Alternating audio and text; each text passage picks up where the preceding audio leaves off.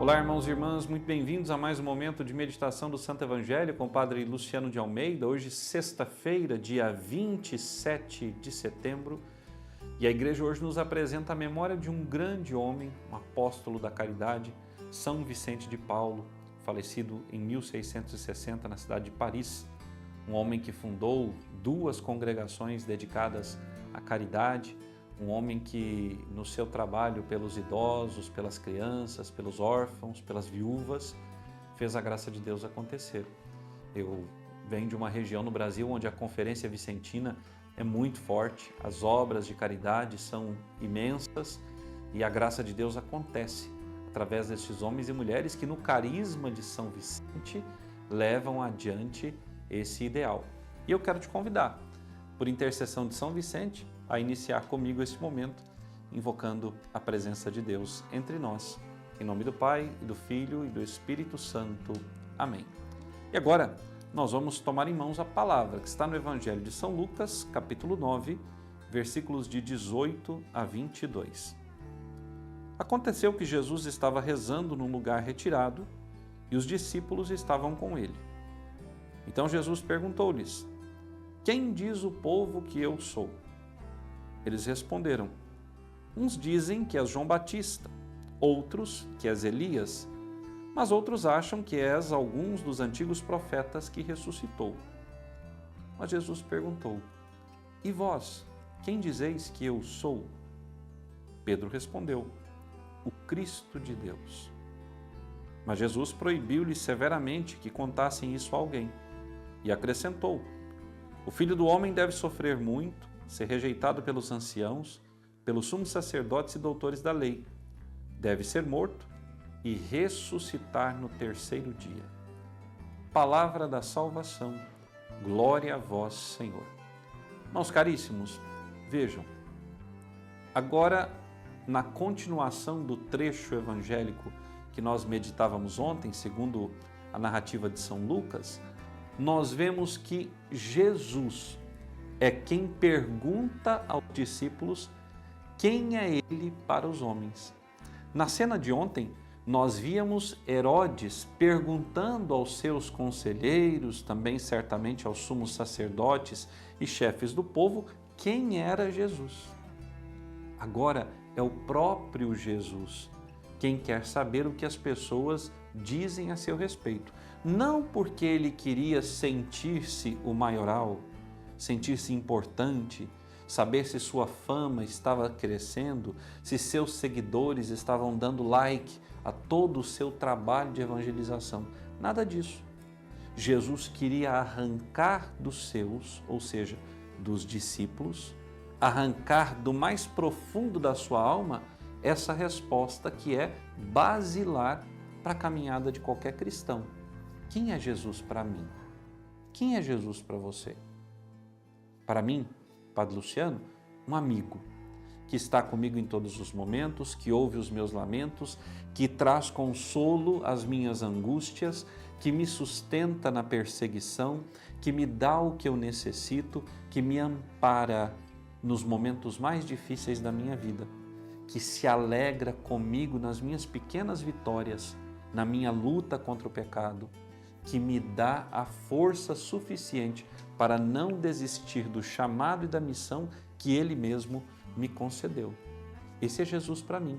Não é um Deus distante, não é um Deus do passado, não é um faz de conta. É uma pessoa real, com quem eu tenho uma amizade. E eu posso dizer, eu amo a Jesus. E o amor que eu tenho a Jesus não é o amor por uma ideia, é um amor por uma pessoa. Eu me sinto apaixonado por Jesus e me sinto amado por Ele.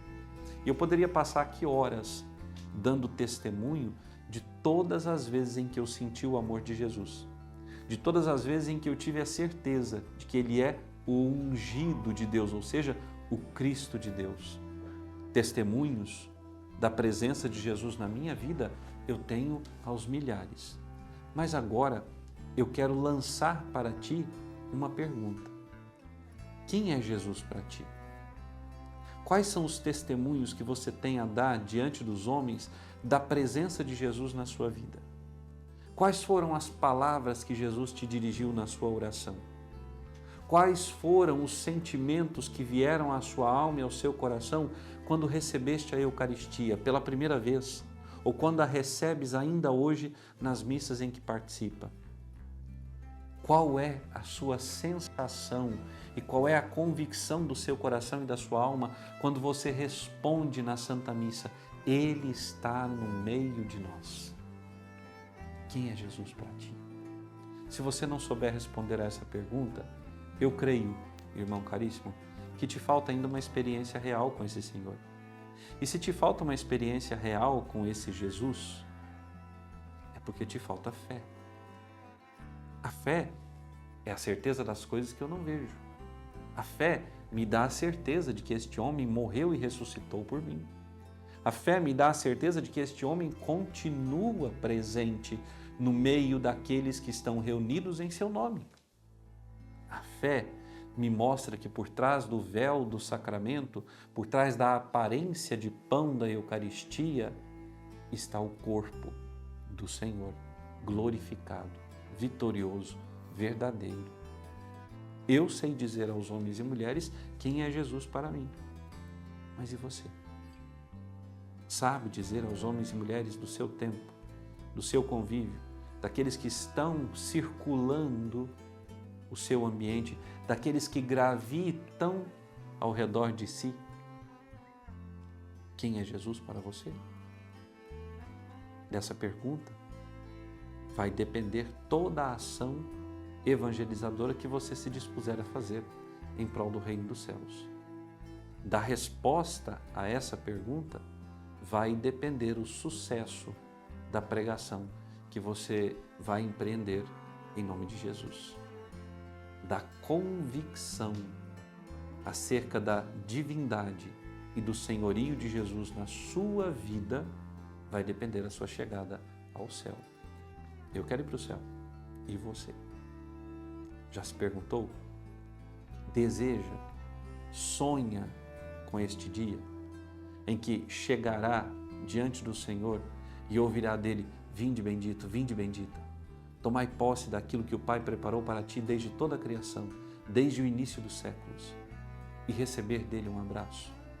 Eu sonho com esse dia. De verdade, caríssimos, eu sonho com esse dia. Eu quero chegar ao céu. Mas para isso eu preciso testemunhar aqui o nome do Senhor. Porque Ele mesmo no Evangelho de Mateus diz: aquele que me testemunhar diante dos homens, eu o testemunharei diante do meu Pai. Você está testemunhando Jesus? Ou está escondido, receoso por causa da pregação que vai te trazer perseguição? Ora, o que a perseguição pode fazer conosco? Além de tirar a nossa vida física ou nos cancelar socialmente? Nada. A perseguição não pode roubar a nossa fé e muito menos destruir a nossa alma. Nós não podemos temer o mundo, nós temos que temer a Deus. Temer não fazer a vontade de Deus.